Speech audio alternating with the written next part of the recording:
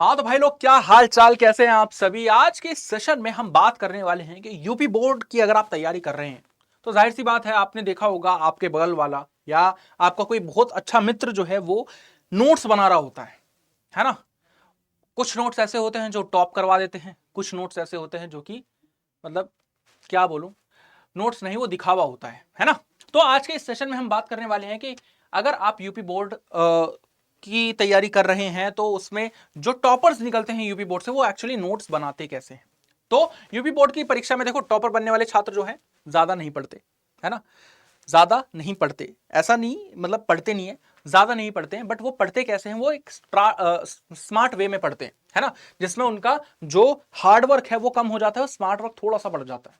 तो उनका क्या है, उनके सही तरीके के नोट्स होते हैं, पहली बात तो, है ना। सही तरीके के उनके नोट्स होते हैं जिससे वो सफलता हासिल करते हैं अपने नोट्स की प्राप्ति के बाद। ठीक है, तो आप कैसे मतलब उनके जैसे, उनसे बढ़िया नोट्स बना सकते हैं, वो हम इस सेशन में देखेंगे, जो आपको टॉप करवाने में हेल्प करेगा। चलें आगे। तो यहां पर सबसे पहले आपको सिलेबस पता होना चाहिए अपना, क्या क्या पूछा जाएगा, किस किस तरह के क्वेश्चंस आते हैं, एमसीक्यू कितने आते हैं पेपर में, वो जो जिसमें आपको आंसर लिखने पड़ते हैं, उत्तर लेखन करना पड़ता है, वो क्वेश्चन कितने आते हैं। और आंसर के फॉर्मेट में ही हमेशा आपको नोट्स बनाने चाहिए। जैसे कि मैं आपको एग्जांपल दे देता हूं। आंसर मान लो ये रही आपकी आंसर शीट, ये रहा आपका क्वेश्चन, है ना। यहां पे आप आंसर लिखोगे तो यहां पे स्टार्टिंग ही कैसे कैसे करो, भूमिका, है ना। ढांचा हो गया ये आपका बीच का, और यहां पे निष्कर्ष। तो इसे कहते हैं IBC format, intro body conclusion. इस फॉर्मेट में हमेशा नोट्स तैयार करने होते हैं। अगर आप इस फॉर्मेट में नोट्स तैयार कर लोगे तो बिलीव मी, आपको यूपी बोर्ड में टॉप करने से कोई नहीं रोक सकता। भूमिका, ढांचा और निष्कर्ष, जब आप ये काम कर लोगे तो ये काम होगा कैसे, ये काम होगा जब आप अपना सिलेबस देखोगे। जब आप सिलेबस देख लो तो उसके ऊपर कुछ की पॉइंटर्स नोट कर लो, है ना। पूरा सिलेबस पढ़ते हैं सबसे पहले तो टॉपर, है ना, कि किस टॉपिक से सबसे ज्यादा प्रश्न पूछे जाते हैं।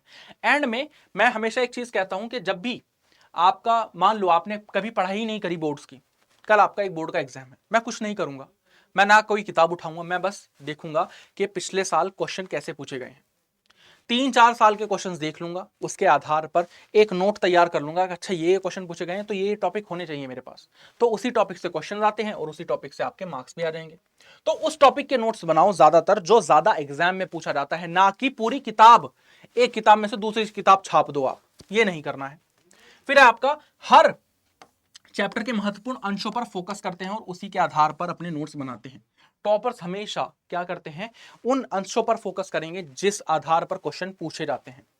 जैसे फॉर एग्जाम्पल आपका राजनीतिक विज्ञान है, राजनीतिक विज्ञान में एक क्या है, टॉपिक है जो है मौलिक अधिकार। अगर मौलिक अधिकार से ज्यादा क्वेश्चन पूछे जा रहे हैं, टॉपर को ये दिख जाता है, तो वो टॉपर क्या करेगा, उन्हीं मौलिक अधिकारों का एक नोट तैयार कर लेगा और उसे एग्जाम में जाने से पहले एक बार देख लेगा, बस उसका पूरा का पूरा रिवीजन डन।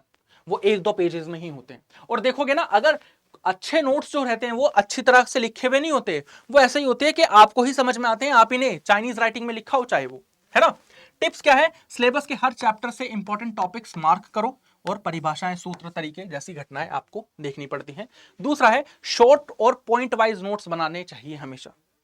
देखो मैं तो बोर्ड में एक ही काम करता था, 6 मार्क्स का अगर मेरा कोई क्वेश्चन आया तो मैं 6 पॉइंट्स दूंगा, या कभी कभी मैं 7 दे देता था। कभी क्या पता टीचर का मूड बदल जाए और वो ये कहे कि अरे यार 6 ही पॉइंट दिए, इसने 7 देते तो मैं इसे पूरे नंबर दे देता। तो वो चीज होती है। तो यहां पर आपको क्या करना है, टॉपर कभी लंबे पैराग्राफ में नहीं लिखते। क्यों नहीं लिखते, क्योंकि लंबे पैराग्राफ पढ़ना बोरिंग होता है, कौन पढ़ेगा, मैं भी नहीं पढ़ूंगा। तो इससे बढ़िया आप क्या करो, आप क्या करो, पॉइंट फॉर्मेट में नोट्स बनाओ, छोटे छोटे बिंदुओं में नोट्स बनाओ। और जैसे इतिहास, महत्वपूर्ण तिथियां और घटनाएं, विज्ञान के सूत्र और उपयोग, हिंदी में कवि, लेखक, रचनाएं, सारांश। ठीक है, तो ये इस तरीके के नोट्स होते हैं। देखो कुछ हाईफाई नोट्स नहीं है ये कुछ हाईफाई नोट्स नहीं है। ऐसा नहीं है कि इसमें कलरिंग कर रखी है, बस उसने अंडरलाइन कर रखा है, बॉक्स कर रखा है, जो जो उसे इंपॉर्टेंट लग रहा है। तो इस तरीके से नोट्स बनते हैं। कलर कोडिंग का उपयोग कर सकते हो। कलर कोडिंग का मतलब, जो चीज आपको लगता है ज्यादा इंपॉर्टेंट है उसे किसी और कलर से मार्क कर दो, है ना। जो चीज लग रहा है कम इंपॉर्टेंट है उसे कम इंपॉर्टेंट से मार्क कर लो। जब एंड में, जब आपका एग्जाम नजदीक आ जाए, जब लास्ट के कुछ घंटे बचे हो, तो जो लाल वाला होगा जिस पे आपको लग रहा है कि बहुत ही ज्यादा पूछा जाएगा, उसको बार बार रट लो। यही होता है, ऐसे ही होता है। मैंने भी ऐसे ही किया है, सब बच्चे ही ऐसा करते हैं, है ना। तो वो आप कर सकते हो, कलर कोडिंग इनका यूज कर सकते हो। नोट पैड आपको मिल जाता है तो इस पे लगा के दीवार पे चिपका दो। मैं अभी आपको एक चीज दिखाऊंगा, आप भी कुछ कहोगे। चार्ट, डायग्राम और टेबल बनाते हैं। टॉपर अपने नोट्स को केवल टेक्स्ट में नहीं रखते, वे table, chart, flow diagram, mind maps इन सब का यूज करते हैं। माइंड मैप्स कैसे होते हैं कि यहां पर बीच में कुछ लिखा, उसे ऐसे दिखा दिया, 4-5 पॉइंट ऐसे दे दिए। जब आपके पास टाइम कम बचा है, टीचर भी देख के खुश हो जाता है कि पेज भी भरा हुआ है और इसने लिखा भी पूरा है, तो वो चीज ज्यादा इंपॉर्टेंट हो जाती है। अब देखो मैं एक चीज दिखाता हूं, ये आप देख रहे हो, ये चार्ट देख रहे हो आप, ये मेरे घर का ही चार्ट है, ये मैंने ही लगा रखा है ना।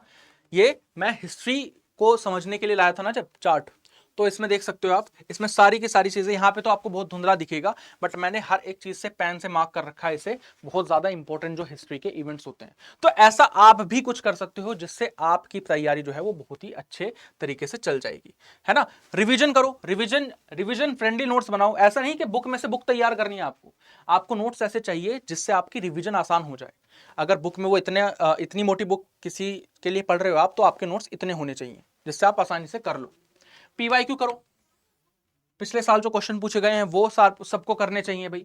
सेल्फ मेड नोट्स बनाने चाहिए आप सभी को, तभी जाके कुछ नैया पार होगी, वरना तो मुश्किल ही है। फिर अंतिम टिप्स यही कहूंगा, रिवीजन बार बार करनी है, साफ सुथरे और रंगीन बनाने हैं, बनाओ, नहीं बनाने नहीं बनाओ। मैंने इसलिए डाल दिया क्योंकि बच्चे इसे सुनकर खुश होते हैं। मैं कहता हूं भाई जैसे मन चाहे वैसे नोट्स बनाओ, बट आपको समझ में आए।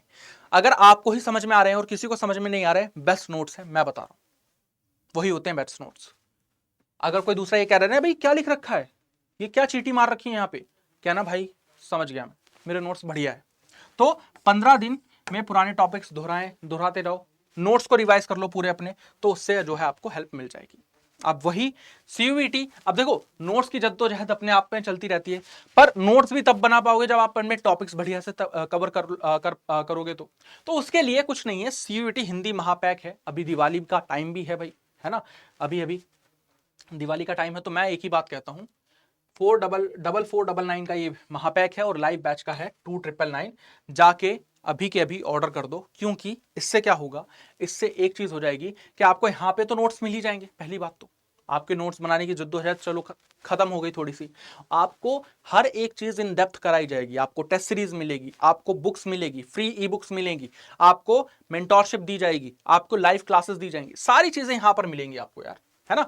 और इस बार अड्डा आपके लिए लेके आया है, अड्डा अश्योर्ड सिलेक्शन का वादा अड्डा कर रहा है आपसे, क्योंकि आपका सिलेक्शन रुकने नहीं देंगे, एंड तक आपके साथ बने रहेंगे। तो आपको करना क्या है, आपको कुछ नहीं करना है, आपको अड्डा पे भरोसा दिखा के अड्डा का ये जो सीयूईटी हिंदी महापैक है इसे ज्वाइन करो, इसमें आओ, इसमें क्लासेस लो, ढंग से पढ़ो, हार्ड वर्क करो थोड़ा सा हमारे साथ, और अपना सिलेक्शन, अपना मन चाहा कॉलेज जो है वो आपका अपना हो जाएगा, है ना। बट बाय एनी चांस किसी का एक बार नहीं होता है, हम नेगेटिव भी ले सकते हैं। अगर नहीं होता है तो अड्डा ये क्या करेगा, जो आपका सीयूईटी का महापैक है उसको एक्सटेंड कर देगा अगले साल के लिए, बस। और क्या चाहिए, यही तो चाहिए एक स्टूडेंट को। फिर जब आप ये कोर्स परचेस कर लोगे तो आपको ऐसा एक स्पिन व्हील मिलेगा, क्योंकि दिवाली का अवसर है तो फ्री गिफ्ट से हम कैसे पीछे हट सकते हैं भाई अपने स्टूडेंट्स के लिए। जैसे ही आप इसको स्पिन करोगे तो आप इसमें से कोई भी चीज जीत सकते हो, free e books, refund, free books जो आपकी घर पे पहुंचाई जाएंगी, टेस्ट सीरीज को जीत सकते हो, एक डिजिटल वॉच जीत सकते हो, ऐसी वाली, है ना, ऐसी वाली दिख रहे हो ना, ऐसी वॉच आप जीत सकते हो। तो ये भी हो सकता है। तो ये चीज थी, ये था आपका आज का सेशन। तो इस तरीके से आप अपने नोट्स बना सकते हैं। मैं मिलता हूं आपसे नेक्स्ट सेशन में, तब तक के लिए बाय एवरीवन, जय हिंद।